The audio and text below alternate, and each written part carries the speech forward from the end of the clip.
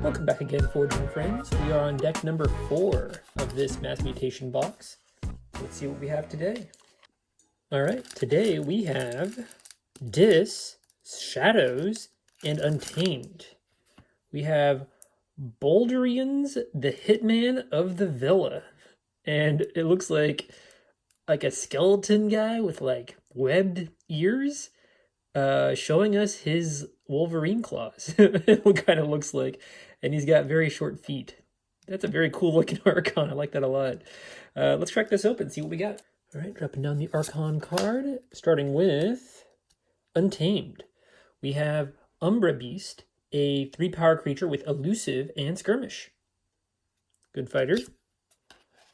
We have the rarer creature, Eunoia, a 6-power creature with, after an enemy creature is destroyed fighting Eunoia, gain 1 amber and heal 2 damage from Eunoia. So every time it takes out a 2-power or less creature, it basically takes nothing. That's really cool. That'd be a great one against Shadows. We have Resurgence, an action card with a damage pip that's been enhanced. Play, return a creature from your discard pile to your hand. If that creature was a mutant, return another creature from your discard pile to your hand. Good recursion. We have Reclaim by Nature, an action card with an amber pip. Play, purge an artifact, resolve its bonus icons as if you had played it. Good to have some artifact control, always good to have. Pismire is a 4-power creature with, while there are more friendly mutant creatures than enemy mutant creatures, your opponent's keys cost +2 amber. Definitely want to see a lot of mutants. Good to have some amber control, always. Lost in the Woods is an action card with an amber pip. Play, choose 2 friendly creatures and 2 enemy creatures. Shuffle each chosen creature into its owner's deck. Great creature control. We want to see some good play effects now.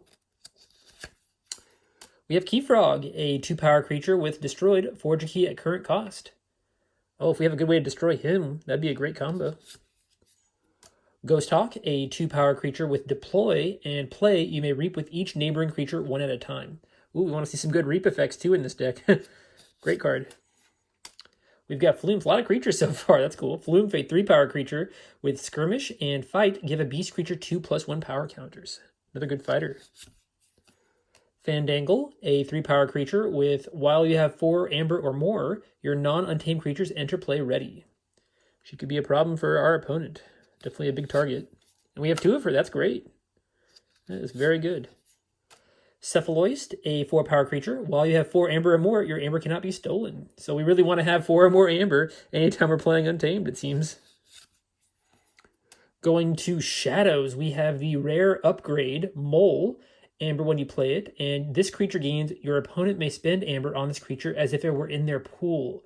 Interesting. So your opponent has, say, maybe the Deucelis gigantic creature that captures all amber, or some card that really, or a lot of capture basically on their side. Maybe they're playing Saurians. You can just make use of that amber again. That's very cool. Very nice card to have. We have Massis Asp, a 3-power creature with Skirmish and Poison. Lots of things with Skirmish, it seems like. Fidget, a 2-power creature that is elusive, and Reap, discard a random card from your opponent's archives or the top card of their deck. If that card is in action, play it as if it were yours. One of the 2 cards off the top of my head that can disrupt your opponent's archives, which is cool. Subtle Auto, a 1-power creature with Play, your opponent discards a random card from their hand. More disruption. Fantastic. Shoulder Id is a 6-power creature with Taunt, and it cannot fight, and when it would deal damage, steal 1 amber instead. Very interesting card. Like to have some creature protection. And we have Rad Penny, a 1-power creature with Play, steal 1 amber, destroyed, shuffle Rad Penny into your deck. Just a recurable steal 1 amber. Very nice. Nexus, a 3-power creature with Elusive, and Reap, use an enemy's artifact as if it were yours. Another way of using your opponent's artifact and potentially destroying it if it destroys itself when it's used. We have Mug, an action card with an amber pip. Play, move 1 amber from a creature to your pool, deal 2 damage to that creature. Good all-around card, and we have 2 of those. Dark Wave is an action card with an amber pip and an enhanced draw pip. Play, deal 2 damage to each non-mutant creature. Well, we'll have to do a count to see how many mutants we have. We already have what seems to be a lot of creatures, and a lot of them are really weak, so low power creatures, so we may or may not play that, but it does have a draw pip, which is kind of tempting. Bonithing, a 2-power creature with play, steal 1 amber for each forge key your opponent has. Huge card. Could be very good. We have 2 of those. Very nice. Moving on to Dis, we're starting with Sacrofiend, a creature with 4 power and 2 armor. And when he's destroyed, you steal 1 amber. So he's a good fighter, can last for a while, but then you can just destroy him and steal 1. So that's a nice versatile creature. Screaming Cave is an artifact with action. Shuffle your hand and discard pile into your deck. So that's interesting. If you really don't like your hand, you can get a new one at the end of your turn. Moving on, we have Pandemonium, an action card with an amber pip. Play, each undamaged creature captures 1 amber from its opponent. Obviously, this is only good whenever you have the majority of undamaged creatures, but maybe we'll be able to facilitate that in some way. We have Break Key, an uncommon action card with an amber pip. If your opponent has more forged keys than you, unforge an opponent's key. If you're unforged an opponent's key this way, your opponent gains 6 amber. At the right time, this could probably, set our opponent back enough to let us win the game, maybe. Very, very interesting card. We'll have to see if we can make a good use out of it. Anguish, a 6-power creature with, for each damage on Anguish, your opponent's keys cost +1. So, for example, we could break key, and our opponent just gets 6 back, but potentially Anguish might make their keys cost way more. So, that is very interesting. And we have Waking Nightmare as well, an action card with an amber pip. Play, keys cost +1 amber for each disc creature in play during your opponent's next turn. Very cool. We have Cinder, a creature with 6 power and 2 armor, and Taunt, and when he reaps, you destroy a friendly creature. Could be good. Mark of Dis, an action card with an amber pip. Play, deal 2 damage to a creature. If it is not destroyed, its controller must choose that creature's house as their active house on their next turn. Great disruption. We have 2 of those, which is fantastic. 3 of those. That's incredible. Oh my gosh. And we have Dark Minion, a 1-power creature with, oh, that's cool. It's got enhanced capture pip and a damage pip. Destroy, deal 1 damage to each enemy creature. We could play him and have him use that damage pip on himself, as a matter of fact. And then just do 1 damage to each enemy creature. And then we could play Pandemonium, and it'll be damaged, unless they have armor. But that's a combo in and of itself, this Dark Minion plus Pandemonium. That's super cool. And we have a second Dark Minion. Wow, that is a really interesting deck. I can't wait to see how it turns out. Let's do the counts. I will be right back with the counts.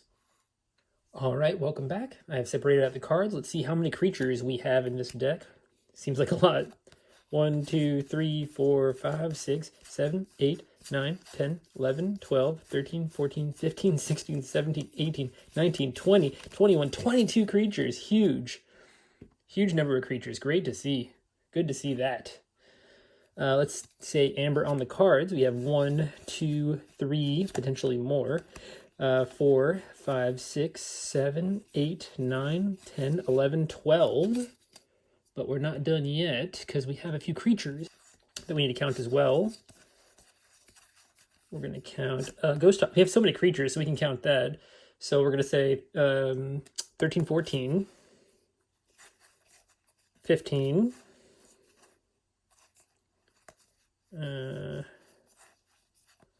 So these 2 are based on our opponent's forged keys. So we probably get 1 out of each of them. 16, 17 at least. 18. Wow. 18 amber on the cards. Counting that last guy because he's probably going to get destroyed at least once in the game. So 18 amber on the cards.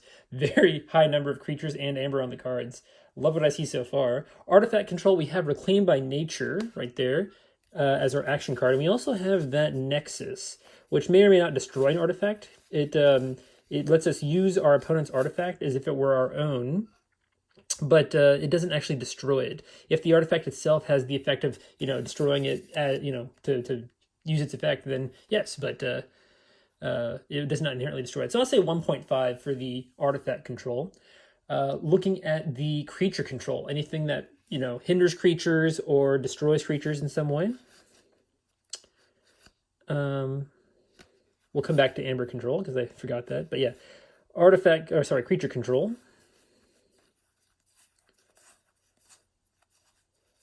Creature control. So we have these 2. That is 2 creature control. I don't think anything else here had pips on them. Yeah, no other creatures had pips.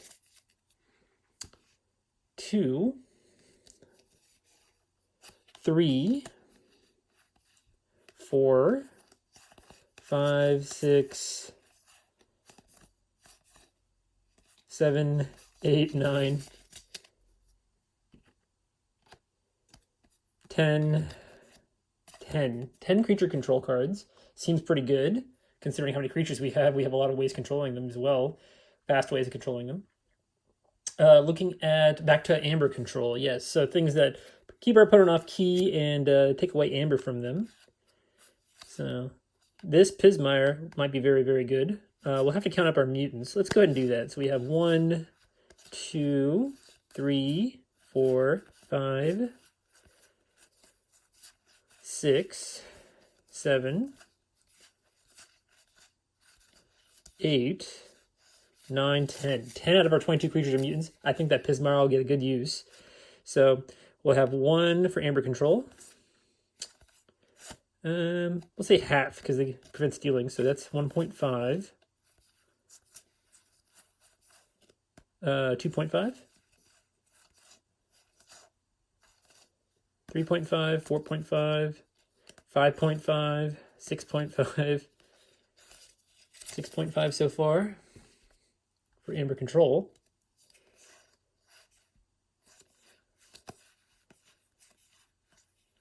That's a key control right there, right? Entire key control. So we'll say 7.5, 8.5, 9.5,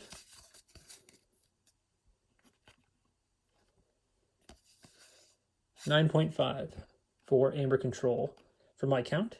Very, very nice. Moving forward to efficiency, things that let us use cards off house or let us draw cards. I don't know that we don't have any pips on anything in here, so we might not have any efficiency in the creatures in particular. Let's see. I mean, these let us use, our non-untamed creatures enter play ready, but that's not really just direct efficiency. That's not something that lets us use creatures off house, right? Because we still have to be on the house that we call when we use Fandangle. So anyway, so this is kind of efficiency. It lets us reap. So I'll count that as half efficiency. Let's just reap with opposite house creatures.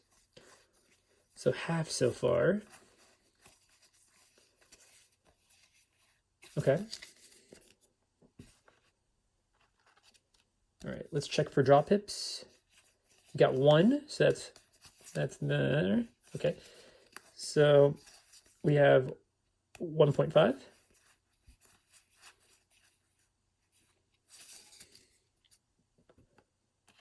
And that this actually adds some efficiency, doesn't it? So if we have a bad hand or on a disc turn, we can just like shuffle that away, get our discard pile back which might have some of our best cards, and then redraw another hand of 6. So on every disc turn, we potentially have no chains, right? I mean, I guess it depends on if we actually get chains from our opponent. We don't have any cards, I think, that add chains to our deck inherently. But say we win with this deck in the tournament and we have some inherent chains, this could probably come in quite handy just to make sure we get the cards we need. So I'll say that's another one. So we have 2.5 for efficiency. Very nice. Recursion, we've got that resurgence right there. So that's 1 recursion. Anything else that recurs cards? I don't think any creatures did. I'll just double check here. I don't think any creatures. Red Penny goes back into your deck, right? So I'll say that's 2 cards then.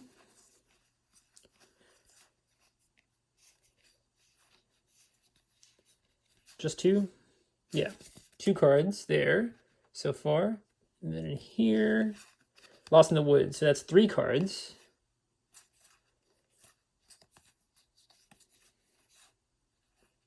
Three cards. Okay, that's good recursion. Just as a check, I want to see, since we have that Lost in the Woods, how many good play effects do we have? Oh yeah, we have that Ghost Talk. Could be a great target for that Lost in the Woods. Rad Penny probably, I mean, she may or may not be a good. Subtle Auto would be another one. Bow Nithings, oh my gosh, with the Lost in the Woods, that'd be kind of cool. We have a lot of good targets for the Lost in the Woods. That's fantastic. Finally, we're going to look at disruption, things that prevent our opponent from playing the way that they want to.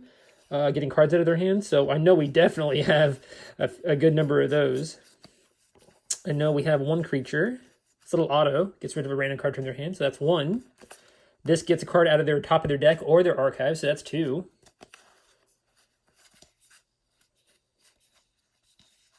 Two so far, and just the creatures. In the amber cards, that's creature control.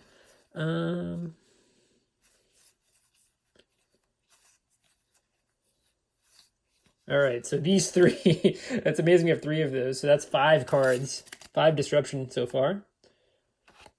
And that's it. So, wow, this deck is kind of nuts. I feel like there's a lot of things going on here. That'd be really cool. I think we discussed before that we could use that dark minion with the damage pip on it to destroy itself to do 1 damage to our opponent.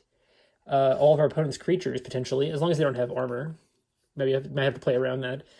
We could Pandemonium. We could actually go ahead and break key into Pandemonium and have the Anguish creature on the board as well to increase their key cost.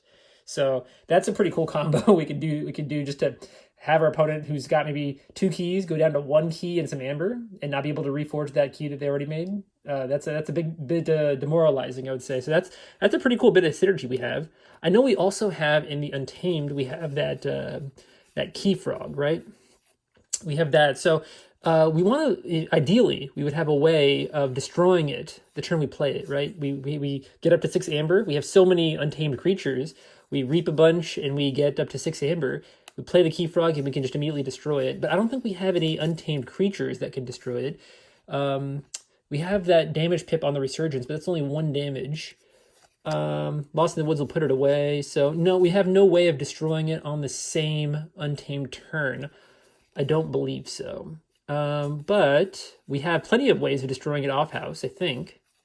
What we could do, I just thought about something. If we had the Key Frog out and we had the Ghost Hawk and we also had Cinder, we could have Ghost Hawk make Cinder reap and destroy Key Frog. That would be, that's a bit of a roundabout way of doing it, but it works, I think, right? We could play Ghost Hawk next to Cinder and then have it destroy Key Frog. That is something. So that we want to keep that Cinder out, ideally, for that sort of key cheat if we want to do that. A lot of really cool quality creatures here. I really, I'm prone, you guys know this, I'm prone to want to see the best in a deck, but I really do think this deck is very cool. I'm actually looking forward to playing this one in locals very soon. So I'm going to give it a high score. Again, I'm still working on this habit, and I'm trying to learn mass mutations, how to guess mass mutations better, but I'll try to be a little conservative, all right? I'm not going to go high 70s, but I'm going to say 70s, like when I say 75, I'm going to give it mid 70s, right? Because it's just got so much cool stuff in here. A lot of good tools, and that's what I think it's going to be close to, at least. So go ahead and make your guesses, and we're going to head to my desktop. All right, welcome back to my desktop. I am going to go ahead and put this deck in. Like I said, it was I guessed a 75. I thought it had a lot of creatures, a lot of ways to control Amber, a lot of disruptive things. We don't see that too often in decks that have so much just hand disruption and house disruption. Very, very cool. So go ahead and make your guesses now. I'm locking in my 75. Let's see what we have. You have a 74. Yeah, I was close. Okay, so I guessed right this time that it has so much stuff. Let's see what we so we had base arc of 66. Still bad at kind of guessing those, but the synergy is where it's at. +8 synergy, -1 anti-synergy. We'll have a look at that. But 74 all together is very, very good. 10 amber control, nothing taking away our amber control. Rad Penny being recurable is very, very good. And the mugs, not really amber control, but potential amber control. If our opponent has ways of getting amber off their own creatures, I guess. But yeah, cool. We have 22 expected amber, nothing taking away from that either. Rad Penny at the top again. And Shoulder It at the bottom, potentially stealing. The what was it? The Mole, very, very good card to have there too. Lots of creature control, like we thought. 2 artifact control, like we thought. 0.3 efficiency. We have that rad penny that keeps coming back. That kind of messes with our efficiency, I suppose. But it's always a good card to have, I think, right? You always want to play it, and you can always steal 1 amber, right? I don't think it's a completely dead card, so I guess that's why they only count it for -half. Resurgence, bringing in those extra draw pips. So that's nice. Recursion, we have Resurgence again. We have Screaming Cave, which is fantastic, and Lost in the Woods to bring back some of those good play effects. We have a lot of good play effects in this deck as well, which is really, really cool. For Disruption, 3 marks of Dis is huge. Subtle Auto, Reclaimed by Nature, is counted as Disruption for artifact control, and Fidget as well. All right, so let's look at our synergies and anti-synergies. Lost in the Woods is great with good play creatures, and it has some synergy with that Dark Minion as well, being able to play that again. Anything that stands out? We have some negative synergy with things that shuffle our discard pile in. Yeah, so the Resurgence obviously is only good if we have a discard pile, and that Screaming Cave encourages us to constantly be shuffling our discard pile back into our deck. But either way, they're two means to an end, right? They're both ways of getting back our creatures. Now, Resurgence will get it back to us faster on an Untamed turn, and we do have a lot of Untamed creatures, so it's kind of a judgment call whether we wait for the Resurgence or we go ahead and use the Screaming Cave on a Dis turn. But we have a lot of mutant creatures. We have Cephaloist, Fandangle, Pismire, and Umbra Beast. So we can potentially get 2 creatures back with this Resurgence, which is great. And we have a pretty high creature count, I think we can agree on. The Pismire will get a great use out of all the mutant creatures we have. Really increase your opponent's key cost. That's fantastic. A little bit of anti-synergy with the Waking Nightmare and the actually it just says low creature count, but it has a -25% there for some reason. I think it's because maybe our Dis did our Dis house not have too many creatures? We had 1, 2, 3, 4, 5 in the Dis, which is a little below average. So I guess that's why it's a -25% for the Waking Nightmare. Things that cause fighting, Fandangle and Cinder and Shoulder It are great for that Asp, just taking out creatures with the poison.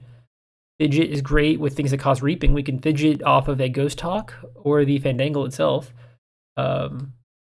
Very cool. Lots of synergy with the high creature count and Pandemonium. And also things that damage multiple creatures. So we have that Dark Minion and Dark Wave. The Pandemonium is really going to get a good use in this deck, it seems like.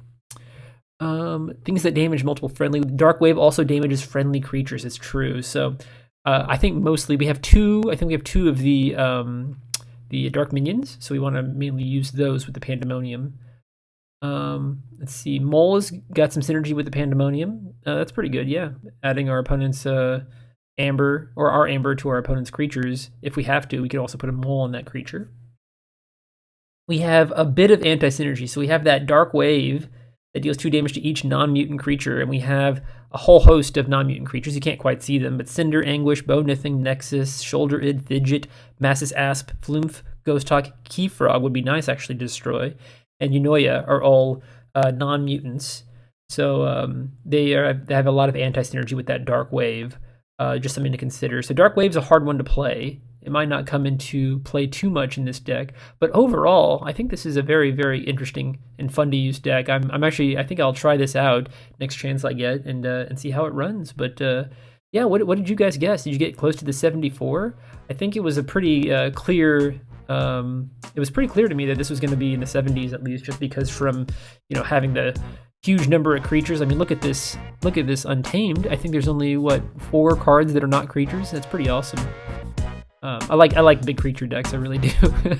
So very cool. So yeah, put what you guys guessed in the comments, and I appreciate a like. And if you want to see more of this, please subscribe. And everyone have a good day. Bye bye.